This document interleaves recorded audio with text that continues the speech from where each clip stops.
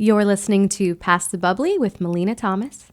Thank you for joining, and let's take a sip. So for this week, we're going to talk about how to get over your ex.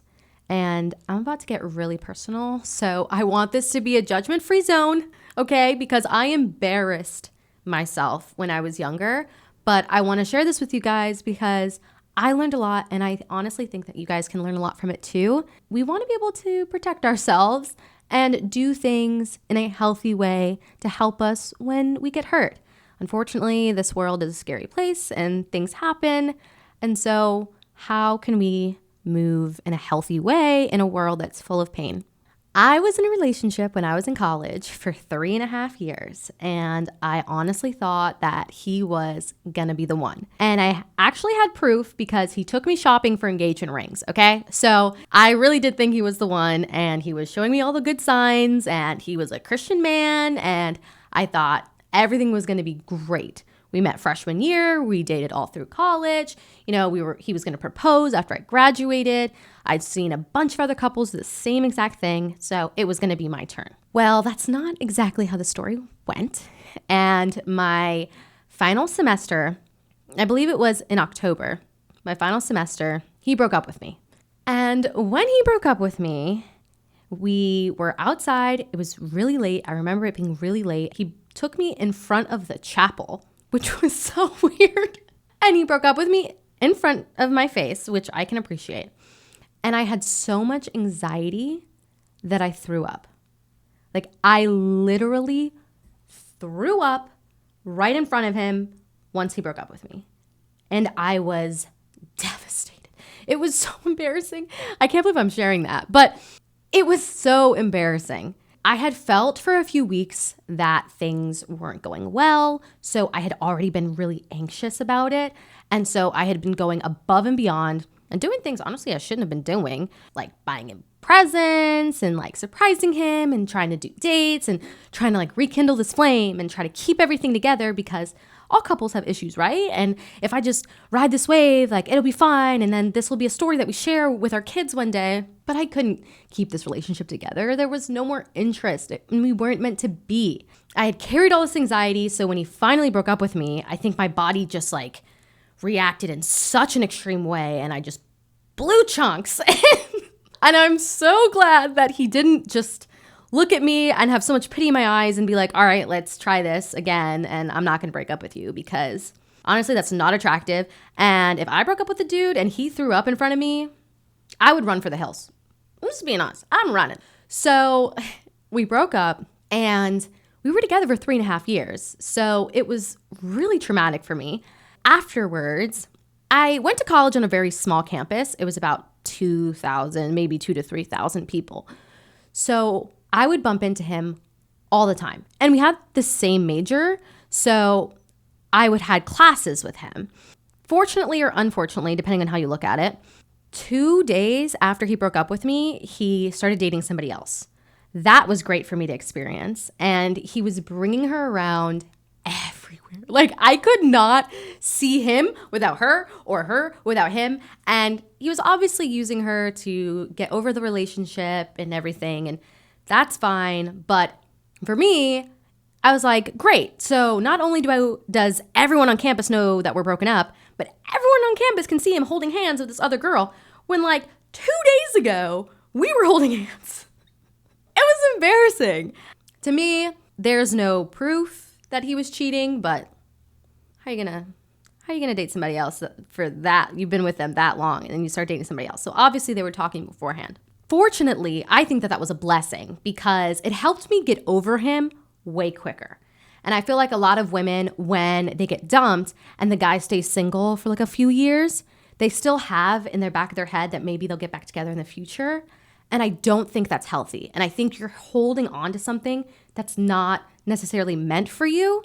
And you're just hoping that over time, but then you're still waiting for him and you're not looking at the opportunities that are put in front of you. Because he did that, I immediately was like, oh, we're never getting back together. Like, I am never going to accept him back into my life. Within a week, I had decided that I needed to heal and I was going to move on. Now, within the first month, I had still in the back of my head that maybe one day he was going to show up in front of my dorm room and be like, I'm so sorry that I did this. I'm so embarrassed. Take me back. I bought you that engagement ring and a dozen roses, and I love you, and I'll never do anything like this to you again. Part of me did believe or want to believe that that was going to happen, but it didn't. So a month goes by, and during this time, I am really focusing on just not falling apart.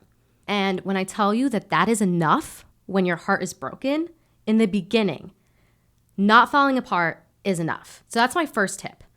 Don't fake it, but don't show everyone that you're hurting. So I still went to classes. I still put on makeup. I still put on cute outfits. I did everything that I generally would do. I still posted on social media, but it wasn't as much as I usually did. But I just wanted everything to stay normal. I didn't go and post bikini pics of myself, and I didn't go and, do all these crazy things. The first couple of months, I really just focused on how do I keep my life as normal as possible and not burst down in tears in front of everyone. Because the people that after they get dumped or after they break up with someone and they go around and they do a bunch of crazy stuff, they post a bunch of pictures or do things that they never done before, everyone can see straight through it. Everyone knows that you're hurting because everyone knows what it feels like to be dumped, or they know what being heartbroken feels like. So if you're faking it that hard, people are most likely going to feel bad for you and think that you're overcompensating. So don't fall apart, but don't stay in your room and do nothing for 60 days because that's not healthy either. You want to have some sort of routine that makes sure that you get out the house, that makes sure you're eating all of your meals, and you're at least connecting with people that care about you and are going to support you through this hard time. My second tip is to go to all the places that were your places with your friends. What I mean by that is, during my relationship of 3.5 years, we had our favorite sushi spot. We had, a movie theater. We had a mini golf course, like all these places that kind of became our places.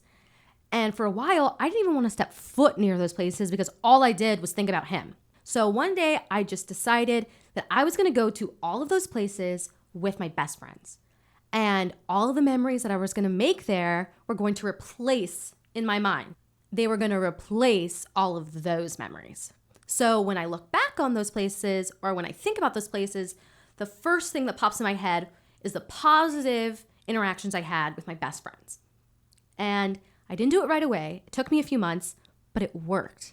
And eventually, all of those places I was able to go to, and I didn't think of him. Tip number 3. No one is going to like this one, but you need to cut them off. Cut them off. You don't need to talk to them anymore, okay? You are no longer together, and you need time to heal. Why are you going to leave that door open for them? The day he broke up with me, I did not speak to him or reach out to him ever again. He reached out to me a year later, pretty much asking to get back together. But I had never reached out to him, and I never wanted to because I knew that that was just going to open the wound over and over again. That's just how I personally feel, and I didn't want to be his friend. We weren't friends before we started dating. I only had him in my life as a boyfriend and as a potential fiance. So why would I want to keep him in my life as a friend afterwards? And also, I didn't want him in my life anymore. Like when you get betrayed that deeply, why do you want someone around that's willing to hurt you that much? Now, if there's a clean breakup and you feel like you can handle it, go for it, babe. But if you were heartbroken, I don't think it's in your own best interest to keep that person in your life. Number 4 is do a little transformation. So I'm a firm believer of once you get dumped, especially if you get dumped, cut your hair, dye your hair, get a facial, get a massage, buy a couple cute outfits, and learn a new makeup technique and rock that room. Because when you walk in and you've got that cute new whatever you want to call it, everyone's going to be like, oh, she's over him. And listen, I did it. I cut my hair. I gave myself a little bob. I started going to the gym. I got, this cute little body that I wanted, always wanted. And when I came back, like on that campus, everyone was like, oh my gosh, she has moved on. Because I did. And I wanted something new. And it's okay when you've been with someone for so long to want something different and to want to look at yourself and not see the version of yourself with them within healthy parameters. Like, girl, if you don't ever want to like buzz your hair and all of a sudden you get into your tub and you get super emotional and you take some clippers to your hair, like that's like an emotional breakdown. But if you're like, you know what, I've always wanted to go blonde and I never did, and now I'm gonna go blonde, go for it. If you want to get a cute bob because you never really wanted to cut your hair when you're in a relationship but now you're single, do it. There are things that you can do, and then it's for yourself. It's for yourself. And transformations go a long way. Honestly, they go a long way. Next is change your environment. And so this can be difficult for different people. For me, I was really lucky. So we broke up in October and I graduated in December. So after December, I moved to a different state and I got to just get away from there. And so not everyone has the luxury to move into a different state or across the country or whatever. Sometimes you don't need anything that extreme. Maybe you just move to a different city. Maybe it's within a 50-mile radius of where you are now. But that change can really just give you a fresh start. And you're able to make new memories and go to different places that you don't have memories of that person. It does help. It's not always necessary, but it helped me heal a lot faster. A lot of people aren't gonna like this one either. And I only recommend this if you really think it's over. Like, this isn't just a little fight that you guys had and you didn't just like tell him, oh, get out of my life and slam the door, and in a week or in a month you guys are gonna get back together because you've done it before. If it's over, you need to delete everything and throw away all the stuff or give back the stuff. Listen, I didn't really want to see him, so I didn't give it back to him because I'm like, what is he going to want with a teddy bear and a sweatshirt and like jewelry? I feel like when people do that, especially girls, and they give that stuff back, unless you have like a bunch of his clothes, maybe you're doing it to see him again. I know what you're doing. So that kind of stuff, like teddy bears and like jewelry and like whatever, like donate it, get rid of it, do what you need to do. You don't need to see it all the time. Because for me, when I saw this big old teddy bear sitting on my bed, I thought about him. So I was like, I need to get rid of this. And I went through and I deleted all the pictures we had together. I even went to the extent of untagging myself in pictures that other people had posted that we were both in, because I didn't want to look at it anymore. And I even unfollowed people that I knew were very close to him and would be posting pictures of him regularly, because I wanted to go on social media and not, honestly, burst into tears. So I wanted to protect myself, at least during this time of healing, and make sure that I was setting myself up for success. My next tip, number 7, is fulfill your plans with your friends. Did you have any plans with your significant other or your ex? And now that you're broken up, you're like, okay, well, now I don't want to do that. Why? Don't, limit yourself from experiences just because you're not with that person anymore. For example, when I was dating him, we decided that when we got married that we were going to go to Greece for our honeymoon. Greece was our honeymoon. Yes, great destination. Both of us had never been. Great. So when we broke up, after a while, I was like, man, I really want to go to Greece, but now it's a little weird for me to go to Greece with someone else on my honeymoon, because I kind of always thought it was going to be him, and now it's not. And on my honeymoon, I don't want to think about him.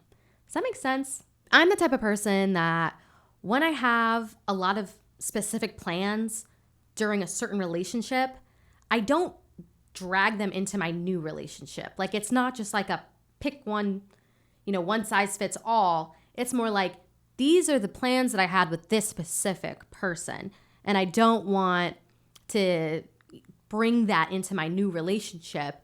So how do I do that? How do I separate myself from those situations but still experience the things I want to experience? So during the time that I was single, so I was single for 2 years after that, I went with my friends. My friends were like the best thing for me during that time. What was funny is I didn't go right away. It was actually a year after the breakup. We went to Greece in October. I had an amazing time, and I'm so glad that I went because honestly, that trip just opened so many doors for me, and because of that trip, I became the Christian that I am today. And if I would have never gone on that trip because Greece is ruined because I'm not with that man anymore, I would have been limiting myself from learning about God and the Bible and experiencing places with my own eyes and experiencing the truth that the Bible is because I was butthurt about a boy. And that to me just doesn't compute. You're punishing yourself forever because somebody didn't want to be with you. Every relationship that you're ever going to be in either ends up in a breakup or a marriage. And you only get to have one husband, hopefully. Why are you going to punish yourself because you didn't meet your husband at the time you thought you were going to meet him? Tip number 8, don't check on them. Do not stalk them on social media. Do not look at their Snapchat. Do not. Because all it's going to do is hurt your feelings. Because they're going to look like they're having the time of their lives. Regardless if they're hurting or not, in a relationship with someone else or not, sitting in a corner, on social media, they're going to look happy. And then you're going to be like, how could he move on so quickly? Guys can move on quickly. Girls can move on quickly too. But looking at that is only going to hurt your own feelings. So don't check on them unless you're totally over him and you're just like, oh, I wonder if he ended up getting into that school or getting that job he talked about 2 years ago, whatever. But it's not good for you to check on them, especially if you're not over the relationship. And then tip number 9, you can cry, but cry to God. God is never going to make you feel less than. He understands that you feel terribly. He understands what it feels like to be heartbroken. And he's not going to go around and talk about you to other people behind your back. And your ex is never going to hear about it if you cry about him. So my favorite thing is to cry to God first. Sometimes you need to talk to people, but if you cry to God, you're going to get peace. It's guaranteed you're going to get peace from him. And there's a Bible verse I want to read. It's Psalm chapter 34, verse 18, that says, "The Lord is close to the brokenhearted and saves those who are crushed in spirit." So God is with you, and he wants to be close to you, and he wants to heal you, and he understands, and he is sorry, and he wants you to be in a healthy marriage. He wants you to be in a healthy relationship. He wants you to be with someone that's going to value you and cherish you and not break your heart. He wants the same things that you want. Heal, take time, and I promise you one day you're going to be okay.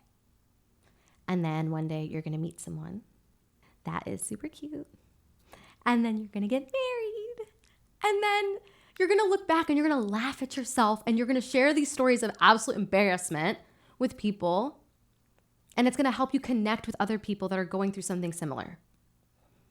And then you're going to think about all the things that God taught you during this time. I promise you, baby girl, you're going to be okay. And it's going to suck in the beginning. Like all of my girlfriends that go through a breakup, the first month, I'm like, you want to cry? Cry. I am so sorry you experienced this. But after a few months, I'm like, okay, we need to start doing some self-reflection. And what have we learned? And what are we trying to do? And how are you healing, trying to heal? And, it's not going to happen overnight, but what are you doing to actively heal from this hurt?